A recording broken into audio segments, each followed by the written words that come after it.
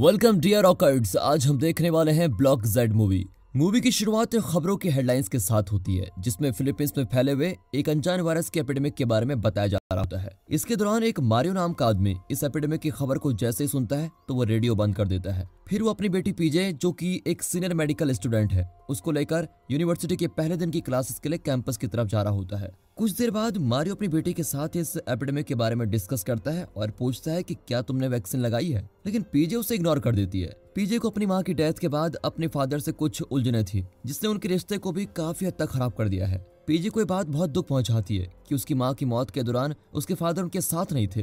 पीजे को इस बात का भी दुख है कि वो अपनी मां को नहीं बचा पाई। जब पीजे अपने फादर के क्वेश्चन को इग्नोर करती है तो मारियो को बात बदलनी पड़ती है और फिर वो पीजे से उसकी मां की बीमारी के टाइम उनके पास न रहने के लिए माफी भी मांगता है। मारियो कहता है कि वो पहले घर जाना चाहता था, लेकिन दूसरे मुल्कों के रीजंस के लिए छुट्टी मांगना बहुत मुश्किल था। लेकिन पीजे इस एक्सक्यूज पर भी अभी भी यकीन नहीं करती। अब इस बातचीत के बाद पीजे अपने फादर को याद दिलाती है कि उसकी फी की पेमेंट बाकी है और ट्रैफिक की वजह से कार से उतरकर बाय वॉक यूनिवर्सिटी तक पहुंचती है। वहां पीजे अपने ब्लॉक जेड के फ्रेंड्स और मेडिकल बैचमेट्स एरिका और माइल्स के साथ यूनिवर्सिटी में क्लास अटेंड करने के लिए जाती है और साथ ही साथ उनके साथ बास्केटबॉल टीम का कैप्टन लूका भी होता है, जो कि पीजे के प्रति थोड़ा प्रेम वाली फीलिंग रखता है। एरिका इस वायरस के इम्पैक्ट के बारे में बात करती है, जिसने जूनियर स्टूडेंट्स पर अपना ज्यादा असर दिखाया है और जिसके कारण इस वायरस के शिकार की दिमागी ताकत खत्म हो जाती है।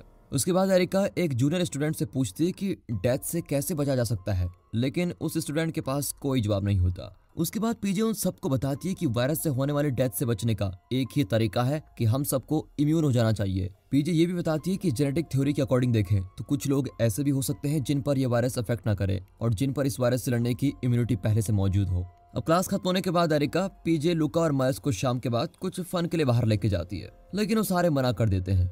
लूका एक्सक्यूज बनाते हुए कहता है कि मैं नहीं जा सकता क्योंकि मेरी बास्केटबॉल की प्रैक्टिस है, जबकि पीजे और माइल्स पढ़ाई करने की वजह से मना कर देते हैं। इसी बीच दिखाते हैं तो चांसलर और स्टूडेंट काउंसिल के कमेटी मेंबर यानी कि हेड बॉय और head girl student activist group के पास जाते हैं, जो कि मांग कर रहे हैं कि ट्यूशन फीस वापस ली जाए। चांसलर उन्हें अपना इशू स्टूडेंट काउंसिल के सामने लाने की सलाह देते हैं, लेकिन एक्टिविस्ट ग्रुप के लीडर सीधे तौर पर मना कर देते हैं। इसकी वजह से हेड बॉय बीच में आता है और प्रोटेस्ट कर रहे स्टूडेंट्स को अश्योर करता है कि वो उनके व्यू पॉइंट को चांसलर तक पहुंचाएगा, लेकिन हेड बॉय भी उनको रोक नहीं पाता क्योंकि उन्हें पता है कि वो एक सही स्टूडेंट काउंसिल ऑफिसर नहीं है। दूसरी तरफ मारियो अपने फ्रेंड को ड्राइव करते टाइम फोन करता है। वो पीजे की ट्यूशन फीस के लिए पैसे उधार मांगता है क्योंकि अभी वो बेरोजगार है, लेकिन मारियो के फ्रेंड्स के पास भी पैसे नहीं होते क्योंकि उसने अपने मेडिकल एक्सपेंसेस के लिए पैसे यूज कर लिए हैं। फोन पर बात करते करते मारियो एक बच्चे को अपने कार के सामने दौड़ते हुए नहीं देख पाता और उससे टकरा जाता है और ये पूरा मामला पैसे निकलवाने का एक झांसा था, लेकिन मारियो उसके चाल को समझ आता है। अब इस जगह उसको पैसे देने के बजाय मारियो उस बच्चे को हॉस्पिटल लेके जाता है। अब दिखाते हैं तो ट्रेनिंग का समय है और पीजे और एरिका सैन लाजारो हॉस्पिटल में अपनी ड्यूटी शुरू करते हैं। उन्हें एक मां की देखभाल के लिए ड्यूटी सौंपी जाती है, जिसके पैर पर एक ह्यूमन बाइट का निशान होता है।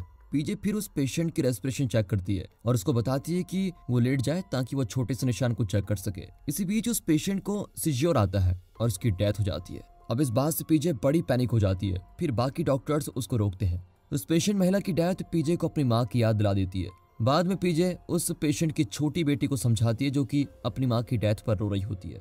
उस समय मारियो पीजे और एरिका को देखता है और उनके पास जाता है। वो अपनी बेटी को बताता है कि मैंने गलती से सड़क पर एक बच्चे को अपने कार से ठोक दिया है, जिसके एक्सरे के लिए मुझे पैसों की जरूरत है। ये सुनकर तो पीजे और भी ज्यादा स्ट्रेस हो जाती है। इस वजह से एरिका पीजे को बाहर छोटी सी वॉक के लिए लेके जाती है। दूसरी तरफ माइल्स और एक साथी पेशेंट की बॉडी को मॉर्चरी में लेके जाते हैं, लेकिन उन्हें एक चौंकाने वाली खबर मिलती है कि पेशेंट के इलेक्ट्रोकार्डियोग्राम पर मूविंग वेव्स दिखाई दे रही है, जो दिखाता है कि वो अभी भी जिंदा है। एंड वो पेशेंट जिंदा हो जाती है और माइल्स के साथी की नेक पर काट लेती है, जिससे माइल्स वहां से भाग जाता है। वो दूसरे लोगों पर भी हमला करने लगती है और उन्हें भी ये इन्फेक्शन लग जाता है।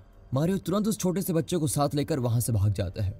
फिर सारे इन्फेक्टेड लोग यूनिवर्सिटी में सारे स्टूडेंट और काम करने वाले लोगों को भी इन्फेक्ट करने लगते हैं, जिसमें लूका की बास्केटबॉल टीम भी शामिल है, पर लूका ही एक अकेला बच जाता है। वो जिंदा वहां से भाग जाता है और अपने फ्रेंड्स को खोजने में लगा हुआ है, पर एंड में उसे मारियो और वो छोटा बच्चा मिलते हैं। फिर लूका उनसे पूछता है कि कहीं आपको इन्फेक्शन तो नहीं है, तो मारियो कहता है कि मैं तो ठीक हूँ, लेकिन इस छोटे बच्चे को किसी ने बाइट किया है। इसी बीच लूका और मारियो जब उसे बदलता हुआ देखते हैं तो मजबूरन उसे मार ही देते हैं वो। उसके बाद वो पीजे को ढूंढने के लिए अलग अलग हो जाते हैं। इसी दौरान माइल्स हॉस्पिटल से भागता है और अपने प्रोफेसर के ऑफिस में पहुंच जाता है, जहां पर वो पीजे और एरिका से मिलता है। माइल्स को पता चलता है कि पीजे और एरिका भी एक थ्योरी बता रहे हैं जिसमें एक औरत में अजीब बदलाव होता है। इसीलिए माइल्स पीजे और एरिका की रिपोर्ट में इन्फॉर्मेशन जोड़ देता है कि वो महिला जिंदा हो गई है और इस इन्फेक्शन को दूसरों में फैला रही है। पीजे और एरिका पहले माइल्स के दावे पर विश्वास नहीं करते हैं, इसलिए वो अपने फोन चेक करते हैं। फिर पीजे को लूका से जहर के फैलने की सारी जानकारी मिलती है और एरिका को एक वीडियो दिखाती है जिसमें एक स्टूडेंट ज़ॉम्बी के काटने का शिकार हो रहा है। अब ये सुनकर तो एरिका और पीजे का डर और भी बढ़ जाता है। तभी वो एक ज़ॉम्बी स्टूडेंट को भागते हुए देखती है। भागते हुए वो प्रोफेसर के ऑफिस में पहुंच जाता है और प्रोफेसर जल्द ही दरवाजा बंद कर लेते हैं जिससे ज़ॉम्बी उन पर अटैक न कर पाए।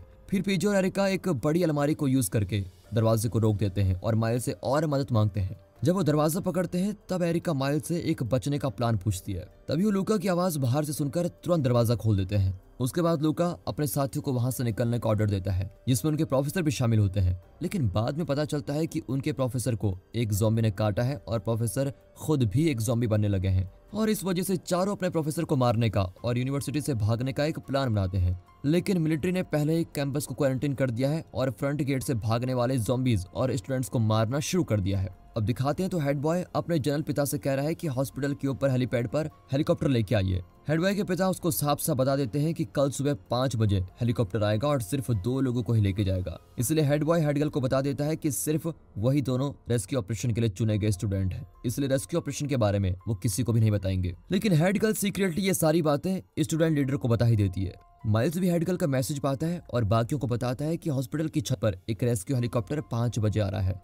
इस वजह से पीजे तुरंत रूट सेलेक्ट करती है जो उन्हें हॉस्पिटल तक पहुंचाएगा। पीजे उन्हें बताती है कि हमें पहले एक चर्च और लाइब्रेरी में रुकना होगा, फिर पूल और फिर आखिर में हम हॉस्पिटल में पहुंच जाएंगे। जब हेड बॉय को पता चलता है कि हेड गर्ल उसकी बात न मानकर उसके खिलाफ आ गई है तो वो हेड गर्ल को रेस्क्यू करने से तुरंत मना कर देता है। लेकिन हेड गर्ल को इसकी कोई परवाह नहीं होती और वो हेड बॉय को डांटती है कि तुम्हें सबकी मदद करने की जगह अपने आप को बचाने में लगे हुए हो। आखिरकार उनकी बातचीत एक झगड़े में बदल जाती है और हेड बॉय गलती से हेड गर्ल को स्टेयरकेस से धक्का दे देता है, जिससे उसकी डेथ हो जाती है। जब पीजे और उसके फ्रेंड्स वहां से गुजरते हैं तो उन्हें ये सारा सीन दिखाई देता है। वो तुरंत उस स्टेयरवेल की तरफ जाते हैं जहां से हेड गर्ल गिर गई थी। हेड बॉय अपनी गलती को छुपाने के लिए एक झूठी कहानी बनाता है जिसमें वो कहता है कि हेड गर्ल तो ज़ॉम्बी बन गई थी और मुझे काटने की कोशिश कर रही थी। अफसोस की बात तो यह है कि इस झूठ को सारे फ्रेंड्स सच मानकर हेड बॉय को अपने ग्रुप में शामिल कर लेते हैं। उसके बाद सभी लोग बाहर निकल जाते हैं और चर्च की तरफ जाने लगते हैं, लेकिन रास्ते में उनको ज़ॉम्बीज मिल जाते हैं।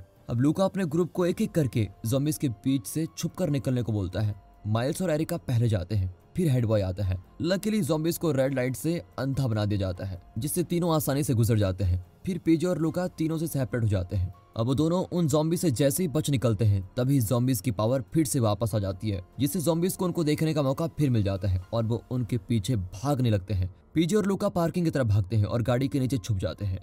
फिर जब उन्हें एक सेफ जोन मिलता है तो वो जल्दी से निकल जाते हैं, लेकिन तभी चांसलर आता है जो कि एक ज़ॉम्बी बन गया है और वो उन पर अटैक करता है। दोनों भागते हैं और फैंस के पास पहुंचकर बच जाते हैं। अब पीजे और लूका उस ग्रुप से चर्च के बाहर मिलते हैं। वो चर्च का दरवाजा खोलने की कोशिश करते हैं पर लॉक होने की वजह से वो नहीं खुल पाता। इस वजह से उन सभी को बहुत टेंशन होती है क्योंकि उनके चारों तरफ ज़ॉम्बी जमा है। अब कोई और ऑप्शन न होने के कारण वो ज़ॉम्बीज के खिलाफ फाइट शुरू कर देते हैं, लेकिन फिर उन्हें ये पता चलता है कि ये ज़ॉम्बीज मारे नहीं जा सकते। अब ग्रुप के पास और भी ज़ॉम्बीज आ रहे होते हैं तो वो अपने वेपन्स तैयार करते हैं और फाइट के लिए बिल्कुल तैयार खड़े होते हैं।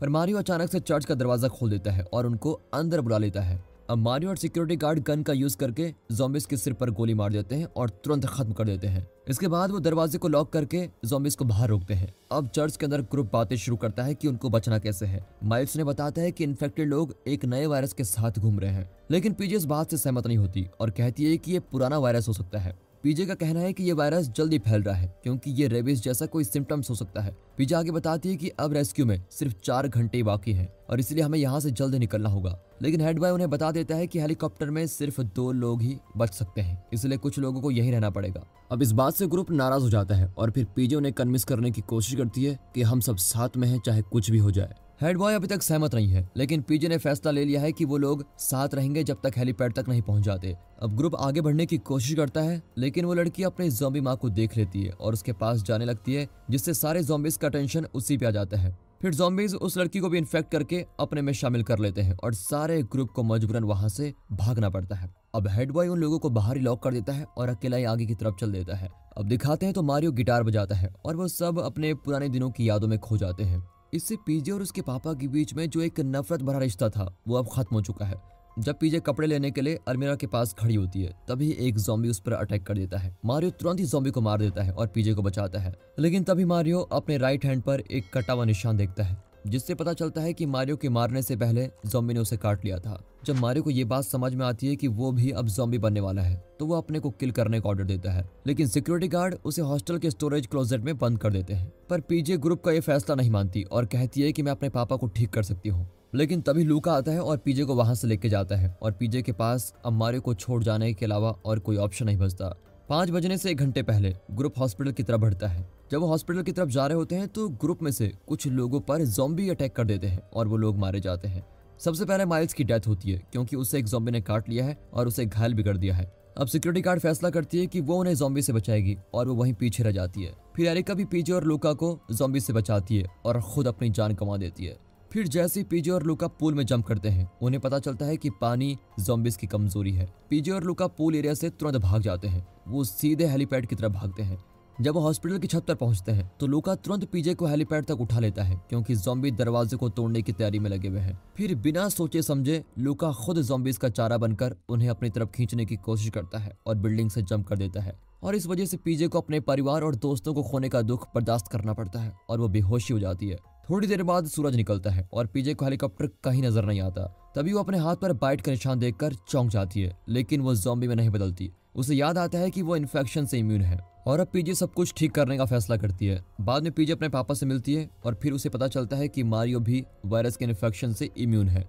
फिर वो दोनों मिलकर किसी पुरानी टनल को एक्सप्लोर करने का फैसला करते हैं जो चर्च के नीचे होती है। वहां उन्हें हेड बॉय मिलता है जो वहां छुपा हुआ है और अब वो अपने फादर से नफरत करता है क्योंकि उसे ये लगता है कि उसके फादर उसको छोड़कर चले गए हैं। मारियो उसको शांत करता है, लेकिन हेड बॉय मारियो और पीजे को ज़ॉम्बी बनाने के लिए काटने की कोशिश करता है, लेकिन मारियो उसे नीचे धक्का दे देता है। उसकी कुछ देर बाद पीजे और मारियो उस गंदी जगह से बाहर निकलते हैं और हेड बॉय को वहीं मरने के लिए छोड़ देते हैं। फिर पीजे और उसके पापा यूनिवर्सिटी से पुराने टनल का इस्तेमाल करके भागने लगते हैं, लेकिन उन्हें जल्दी पता चलता है कि इन्फेक्शन यूनिवर्सिटी से बाहर शहर में भी फैल गया है, इसलिए वो दोबारा लड़ने के लिए तैयार हो जाते हैं। इसके अलावा ये भी सामने आता है कि सिक्योरिटी गार्ड अपना संदेश ब्रॉडकास्ट करने चली गई थी और एक खबर में बताया जाता है कि फिलीपींस में एक बड़ा तूफान आ रहा है जिससे ज़ॉम्बीज़ कमजोर हो सकते हैं क्योंकि वो पानी से कमजोर हो जाते हैं। फिर तूफान के 2 हफ्तों के बाद दूसरा सर्वाइवर भी सामने आता है जिसमें लूका को एक अटैक करने वाले ग्रुप से बड़ी चोट लगी हुई मिलती है। उसके बाद दिखाया जाता है कि ग्रुप के लीडर ने लूका को अपने ग्रुप का हिस्सा बनाने का फैसला कर लिया है और इसी के साथ ये मूवी यहाँ पर खत्म होती है। दोस्तों जाने से पहले आपको एक ऐसी मूवी सजेस्ट करना चाहता हूँ जिसमें 8 घंटे तक ह्यूमंस एक बिल्डिंग में फंसे रहते हैं और बाहर पूरे ज़ॉम्बी। आखिर वो बचते कैसे हैं, ये सब देखने के लिए देखिए मेहम मूवी। दोस्तों अगर आपको वीडियो अच्छी लगी हो, मूवी अच्छी लगी हो, एक्सप्लेनेशन अच्छा लगा हो, वीडियो को लाइक कीजिएगा, चैनल को सब्सक्राइब कर दे। बाकी मिलते हैं अगली वीडियो में, तब तक के लिए गुड बाय, अपना ख्याल रखिएगा and finally thanks for watching.